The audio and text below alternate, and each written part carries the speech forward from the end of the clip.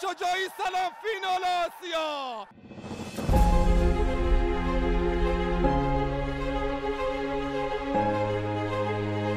مهمتر بازی سپاهان در العین مقابل تیم اماراتی ببینیم در این 1 و 2 چه کار میکنند.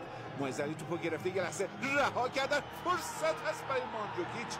نباید اجازه میدادن به این سادگی 1 و 2 بکنن. و حالا علیپور اگه تک مهاجم باشه بازم اشتباه. ببینیم یه فرار، یه موقعیت نباید بذارن اینقدر راحت. سمت چپ فرصت، یه پاس داخل محوطه، علیپور و گل و گل و گل. شاهین عبدالرحمن برای حسن صالح، یه 1 و 2 خطرناک.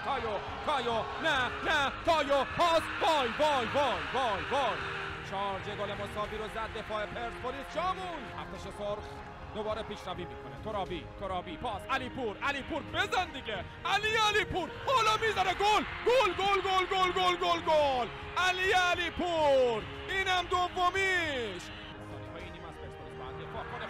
خوب جا موندن. حالا مندس وای ویلا توپ زد به سقف دروازه.